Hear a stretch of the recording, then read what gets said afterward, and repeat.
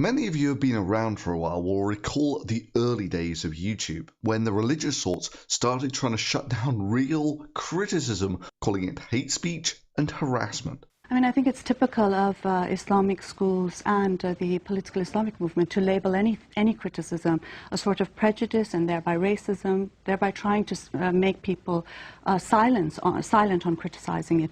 Well, it seems like feminism, too, also cannot win on an open and level playing field of free speech, and so they're looking to shut down real criticism by calling it hate speech and harassment, both at Google and at the United Nations. I mean, this is a direct replay of history. Remember when the UN Commission said that they wanted to classify criticism of religion as hate speech? The motion, sponsored on behalf of the Organization of the Islamic Conference, aimed to prohibit expression that would fuel discrimination, extremism, and misperceptions, leading to the polarization and fragmentation with dangerous, unintended, and unforeseen consequences. Religious groups, human rights activists, free speech activists, and several countries in the West have condemned the resolution, arguing that it amounts to an international blasphemy law. Now, would you believe it that feminism is walking that exact same path? We have both Anita Sarkeesian and Zoe Quinn talking at the United Nations about cyber hate against women and how this cyber violence is as bad as real violence. The UN defines violence against women as any act of gender-based violence that results in, or is likely to result in, physical, sexual, or psychological harm or suffering of women, including threats of such acts. The report notes that cyber violence is an extension of that definition that includes acts like trolling, hacking, spamming, and harassment. The report also argues that cyber touch is recognized as equally harmful to physical touch. Really?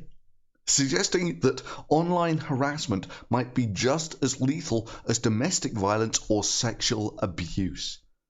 Trolling men? Sorry, cyber violence against men. And from time to time, we give celebrities a chance to read some of the mean things people tweet about them. Is there any way we could fly Obama to some golf course halfway around the world and just leave him there? I am now convinced Jeff Bridges is a crazy and not in a cool way. Just in a disturbed, hobo shouting at sparrows and sidewalks way. How do you make Obama's eyes light up? Shine a flashlight in his ears. That's pretty good. Often the onus of proving this and explaining it falls on the victims, and that's something that really needs to change going forward. So when I say humane, it's stuff like that. We shouldn't have to keep fighting to, when anybody could just go look at my Twitter mentions right now. If you find Benedict Cumberbatch attractive, I'm guessing you'd also quite enjoy staring directly at a cat's anus. That's my day-to-day. And it shouldn't be on people like me to have to prove this. Trolling men? Sorry, cyber violence against men? Nah, screw that. This is the United Nations and we're talking about gender equality. Now, Anita Sarkeesian has never been shy about how the name of the game is not to present convincing arguments for feminism on the open marketplace of ideas. It's to change the rules of engagement such that no one is allowed to challenge her ideas about feminism. Trying involves actually reading feminist literature. There's so many things, right? We could brainstorm a million ways that we could create these structural changes. And creating structural change means people have to follow those structures. But we can make systems that actively deter that kind of behavior, which would make a huge impact on the lives of me and so many other people who are being harassed online. Also, women get to speak first. In classroom discussions, in question periods at public events, men should not be allowed to monopolize these forums. And when I say feminism, I don't mean just broadly feminism. I mean her brand of one true feminism. Unfortunately, many contemporary discourses in and around feminism tend to emphasize a form of hyper-individualism. More and more I hear variations on this idea that anything that any woman personally chooses to do is a feminist act. This attitude is often referred to as choice feminism. When we talk about how to be a feminist, for me, that means being committed to something much larger than ourselves. It's understanding what role you play in our collective movements for liberation. It's re-examining our desires and interests and understanding how those are often shared by how they're often shaped, maybe shared, who knows, by capitalism, patriarchy, and white supremacy. We are all connected. We are all bound together under the oppression of patriarchy. Women are being institutionally oppressed all the time in nearly every facet of our lives. Everything is sexist, everything is racist, everything is homophobic, and you have to point it all out. But feel-good personal empowerment is not how to be a feminist. Okay, so this one true feminism does not allow women to be free to make whatever choices they want. They are only allowed to choose options from the very narrow palette prescribed by Anita Sarkeesian's feminism. But not only that, they want the rules changed to give them immunity from criticism that is leveled at almost all public figures. There are individuals on services like YouTube that have made a living off of abusing people like Anita and I, who monetize this, who see the mobs, who aren't anonymous, who raise their funds this way. And live from New York, it's Saturday night! To continue attacking, stalking, and harassing us because it's a cottage industry at this point. Some debate moments just don't need late-night comedians to be memorable. For the rest, they're Saturday Night Live. There are individuals on services like YouTube that have made a living off of abusing people like Anita and I. John McCain and I, we're a couple of mavericks. I'm angry that I'm expected to accept online harassment as the price of being a woman with an opinion.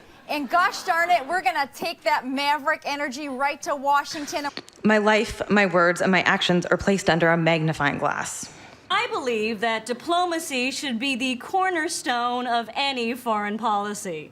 And I can see Russia from my house. Every day I see my words scrutinized, twisted, and distorted by thousands of men hell-bent on destroying and silencing me. That are concerned about the health care reform that is needed to help shore up our economy, to help it's got to be all about job creation. But we can make systems that actively deter that kind of behavior, which would make a huge impact on the lives of me and so many other people who are being harassed online. I don't agree with the Bush doctrine. I don't know what that is. Creating a cultural shift, I think, takes a great number of approaches, and we've been hearing a lot about systemic change, and that makes me really happy, because I think that that's really how we have to do this. And so one of those approaches is, I think that the online social media sites and the places in which we are engaging on these large platforms really need to step up and change the way that their systems operate. She's not used to men disagreeing with her. Why? What is she going to do, arrest me? Well, actually, yes, there's a 20-year jail sentence for disagreeing with a woman, and 30 years if she's a privileged white woman with a blog. There are individuals on services like YouTube that have made a living off of abusing people like Anita and I. Remember, of course, when you find one man more attractive than another, that's because you've judged him as an object. It's not so much you found him sexy as you proved yourself to be a sexist. Remember, it's not sex that sells, but sexism that sells. Or more succinctly and more accurately, sexism sells. And why does sexism sell? Well, because it's not challenging dominant paradigms. It's simply reinforcing ideas about male privilege and entitlement to women's sexuality that are already entrenched in the cultural zeitgeist. No! They now want to extend this to the point where anyone who they accuse of harassment is guilty until proven innocent. There are individuals on services like YouTube that have made a living off of abusing people like Anita and I. Often the onus of proving this and explaining it falls on the victims, and that's something that really needs to change going forward. And it shouldn't be on people like me to have to prove this. Yeah, guilty until proven innocent. That sounds like a great way to take our justice system forward, like these feminists at Dalhousie University, where they want to change the systems such that if there's an unproven allegation against you, you must write an apology for those unproven allegations. Any person in public office, if found to have engaged in harassment, assault, or other forms of misogyny, such as the two Liberal MPs who their allegations are unproved yet, they must write a letter, an open letter, to apologize to the women or women that they targeted. Yeah, it's an absolute inversion of almost every first world justice system. You have feminists arguing in front of the United Nations that they shouldn't have to prove that they've been harassed. No, once they accuse someone of being a harasser, it's for the presumed guilty to show that they're innocent. Yeah, guilty till proven innocent. I've heard that a lot from feminists recently. I just can't think of why such a great system hasn't actually yet been implemented under the great guidance of the United Nations. And while she was there, she was lured upstairs into a bedroom where she was gang raped by 7 men, while 2 other men, including her date, watched and gave encouragement. She told me that she eventually took this report to the administration, and the administration did nothing. Rolling Stone magazine did a terrible job covering an alleged gang rape out of University of Virginia. Now, they trusted one source for the entire story. In its expanded apology of its shoddy reporting said, oh, well, you know, this alleged victim, Jackie, she spoke about her assault. Her friends believed it. The rape activists on campus believed it. But the idea that they didn't know some of the details of Jackie's case, that sounds a little disingenuous to me, only because when I approached Jackie about this article, she was very forthcoming about all the details. And it shouldn't be on people like me to have to prove this. She spoke at the raped activist, seminars. So what? That doesn't mean anything. That proves nothing. She had alleged that she went to a fraternity party with someone she was dating at the time. Well, I met a young woman named Jackie. She's a junior now. And she told me that when she was a freshman, she was invited on a date to a fraternity house where there was a party. The fraternity today released a statement saying that, in fact, they had not hosted any parties that entire weekend. According to the Post, a student who came to Jackie's aid that night now says she did not appear physically injured, as told by Rolling Stone. While she was there, she was lured upstairs into a bedroom where she was gang raped by 7 men. Mr. Dana said he now feels that the magazine made a mistake in agreeing to Jackie's request that it not seek to corroborate her story about the rape on September 28, 2012.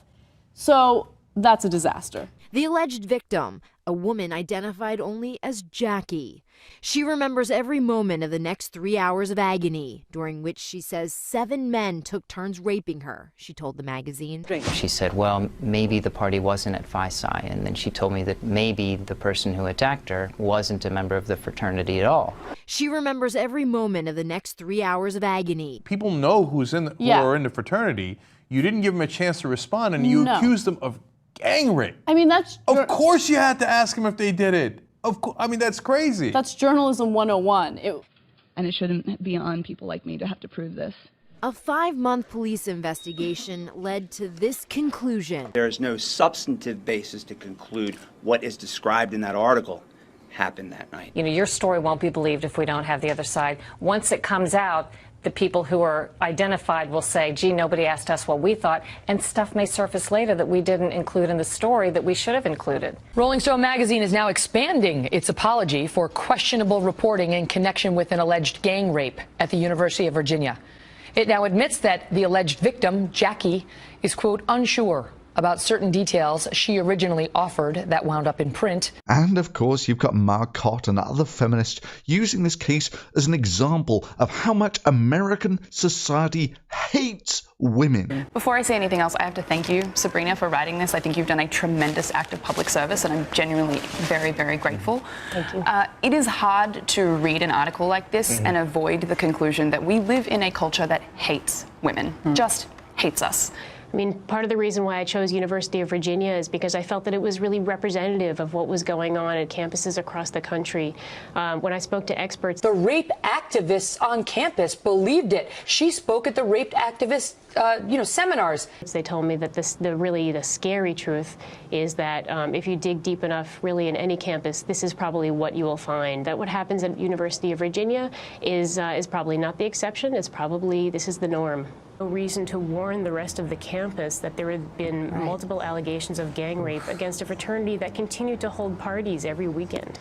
So that was incredibly shocking to me, that the administration would decide not just to do nothing in her case, but nothing to warn the campus at large that there was a fraternity that was having parties and holding fraternity rush and so forth, that it had numerous now allegations against it for gang rape, but nobody was ever warned. It's hard to read an article like this and conclude that the men in this culture, boys and men in this culture, are raised to see women as not just less than them, but in some cases as less than human. And it shouldn't be on people like me to have to prove this. Well, on that very sobering note, we will thank you, Sabrina Rubin Erdely, contributing editor at Rolling Stone. Thank you. I think it's important to recognize that harassment is, as someone had mentioned, it's not just what is legal and illegal, right? Harassment is threats of violence, but it's also the day-to-day grind of you're a liar, you suck, you know, making all of these hate videos to attack us on a regular basis, and the mobs that come from those hate videos, etc. Although oddly, Anita doesn't quite seem to think that she should be held accountable for her hate mob. That you caused a lot of misery for several people in particular over the last couple years.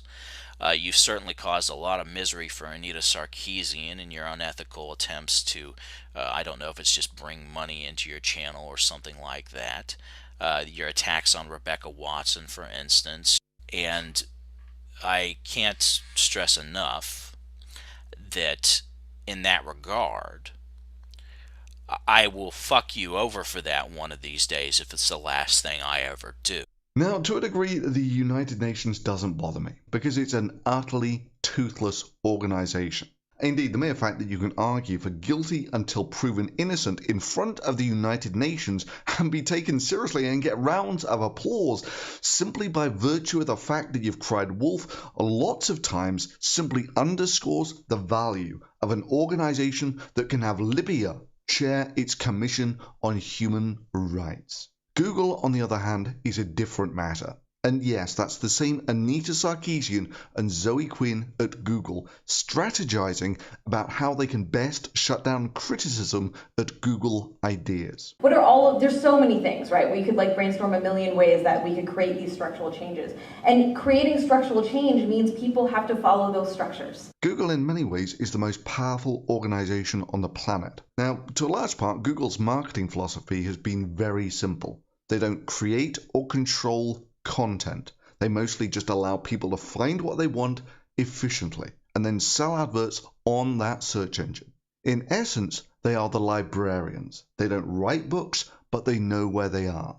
The philosophy is largely the same as the best way to get rich in a gold rush is not to dig for gold, but to sell shovels. The largely unintended consequence of this is that Google mostly promotes a level playing field of free speech, because the larger that field is, the more money they make. If Google decides that they're going to insert feminist ideology into their search engine, we are all connected. We are all bound together under the oppression of patriarchy, by capitalism, patriarchy, and white supremacy. It's going to be very lose-lose for everyone. Well, everyone except the feminists, who will finally get their safe space that they've always lusted for. Safe Space University, where we pretend that differing opinions simply don't exist. Sign up today and receive your very own set of personalized blinders, so your worldview can remain unchallenged, no matter where you go. Now, we lose an efficient search engine, and Google shrinks the marketplace of ideas from which it harvests revenue. And they also sacrifice their reputation as impartial librarians. But more importantly, it would remove the level playing field of free speech. And that would have wider consequences, as across the world it's seen as true that those who make peaceful change impossible make violent change inevitable. And by building these anti-harassment tools to service the whims of professional whiners, they are building the exact tools for the oppression of the free speech values they proclaim to instill. This crap has infected academia too. And what you end up with is this. This was a panel at Dalhousie University. We could maybe talk more about these, but here are some solutions, or possible solutions. On media, television interviews, on platforms and political meetings, at any presentations, if there's no woman speaker, then the event does not take place. The interview is foregone, the political meeting is canceled. One cannot get around the rule by using a woman as an MC. That's merely window dressing. Second, any sports team, group of students, or social club, faculty, where one or more of the members is sexually assaulted, verbally assaulted, sent out tweets, anything misogynist at all, these people get banned from the university and from acting at the university for 6 months. Any person in public office, if found to have engaged in harassment, assault, or other forms of misogyny, such as the 2 Liberal MPs who their allegations are unproved yet, they must write a letter, an open letter, to apologize to the women that they targeted. Also, women get to speak first. In classroom discussions, in question periods, and at public events, men should not be allowed to monopolize these forums. There's so many things, right? We could brainstorm a million ways that we could create these structural changes. And creating structural change means people have to follow those structures. I think that I'm doing this right now in my classrooms, in the management department. Women get to speak first. I think that is a primary issue that we actually have to look at, how we do question and answers, and we can start today. Thank you.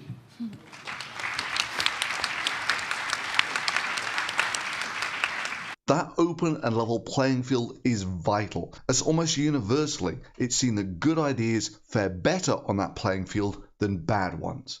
Good ideas float to the top in the melting pot of free speech almost without exception, and those who suggest that the open marketplace of ideas should prevent criticism of them or their ideologies are doing it because their ideas cannot compete on the open marketplace of ideas. And if the only way you can get people to accept your great ideas is by prohibiting criticism of them, it might just be they're not quite as good an idea as you think it is. But feel-good personal empowerment is not how to be a feminist. Now, I've got to admit, it's a long time since I felt this channel was under threat. Like it was in the good old days of the fights versus Scientology, creationism, and Islam. Yeah, back in the day, I stood the line about what should be tolerated as free speech front and center. And that includes what people could say about me. And unlike with Anita and the death threats come through on my social media, and it's just become a routine. Screen cap, forward to the FBI, block, and move on. When I got them, the FBI did take them seriously. Yeah, who would have thought it that legitimate criticism of Islam can lead to more credible death threats than some contrived bullshit criticism of computer games? Oddly, however, the real violence faced by those who criticize Islam didn't end up with a pity party at the United Nations, while the fainting count feminists with their nasty online comments that they got for attacking computer games did. I mean, you've really got to give it to the United Nations here. Happily turning a blind eye to women being beheaded for being witches or stoned to death for adultery. And then getting all outraged because someone on the internet said a privileged white woman with a blog sucked. I mean, please, won't someone protect them from this horrible misogyny? But for Google and YouTube, this gives me real pause for concern about the future direction you're planning to take it. This is how I phrased it back in the day. I personally have a band of both vigorous and at times vicious critics. Yet I understand that if I had the power to silence them, and I did silence them, that this would simply corrode the worth of this forum and the integrity of anything that I said on it. For an idea that can survive the harsh eye of public scrutiny of thousands is infinitely more valuable than an idea that can tolerate the criticism of none. And it's exactly that criticism that people like Anita Sarkeesian and Zoe Quinn are trying to shut down. But honestly, if you're going to inject yourself and your opinions into the open marketplace of ideas, as both Anita Sarkeesian and Zoe Quinn have done, it would seem that only an outrageously entitled princess would expect the privilege to fling all the feces that they want at people and ideas that they don't like, but expect that other people should not be extended the right to criticize her or her bad ideas on that same forum. And let me just give you an example of the caliber of people you've invited to Google ideas to strategize with. In 2008 in Tokyo alone, there were 2,000 reported cases of men groping women. And that's only the amount that was reported. Yeah, 2,000 people sounds like an awful lot, doesn't it? Until you realize that the Tokyo subway system carries about 14 billion people per year, making your chances of being sexually assaulted comparable to winning the lottery. But some will say, but that's assuming they're all unique people using it. Fine, let's say that they're all commuters that use it once per day, which reduces your chances of being groped on the subway to about 1 in 20,000 per year. The harassment of women is so bad that the subway system even introduced women-only passenger cars as a way to curb this sexual harassment. And according to Anita, that's such an epidemic that we need to take the lead from countries like Egypt. Women's-only passenger cars have been introduced in many other places, such as Egypt, Taiwan, Brazil, and Mexico. Yeah, countries with good progressive attitudes to women like Egypt. And frankly, I'm surprised we don't have them in the US because the levels of harassment that women face here as well. And that we should bring back segregated travel sections. Like, say, for instance, reintroducing that blacks should sit at the back of their bus. For their own safety, of course. Remember, overwhelmingly, the criticism Anita gets is not because she's a woman. It's not because she's a feminist. And it's not because she's a media critic. It's because she's as full of crap as Rick Perry arguing that gays shouldn't be allowed to serve in the military. I'm not ashamed to admit that I'm a Christian. But you don't need to be in the pew every Sunday to know that there's something wrong in this country when gays can serve openly in the military, but our kids can't openly celebrate Christmas or pray in school. As president, I'll end Obama's war on religion. And of course, no one ever mercilessly satirized Rick Perry. I'm not ashamed to admit that I'm an asshole, and I'm a drunk, and that I lost my lead for the Republican nomination because I'm stupid. Because satire is only harassment and hate when it's a privileged white woman with a blog. We shouldn't have to keep fighting to when anybody could just go look at my Twitter mentions right now. I'm Rick Perry, and I'm a piece of shit. Because let's be real, Google. If you're going to start policing content to the draconian levels required by the feminists you're strategizing with, then I guess I can expect this channel to be banned about 50 times over because I've harassed an awful lot of people for stupid ideas over the years. In fact, Anita would have me banned thousands of times over because she would hold me accountable for any crap that anyone did to anyone else because they saw a video that I made exposing their bullshit. And hell, by that same reasoning, she would have to be banned thousands of times over for the hate mob that she's inspired. And under this new glorious feminist devised system where everyone is guilty until proven innocent, and satire and comedy count as harassment and hate. And you banned everyone who violated one of these rules. I mean, hell, let's just cut to the chase. Once you've banned everyone for everything, I'm really not so sure that's going to enhance anyone's internet experience.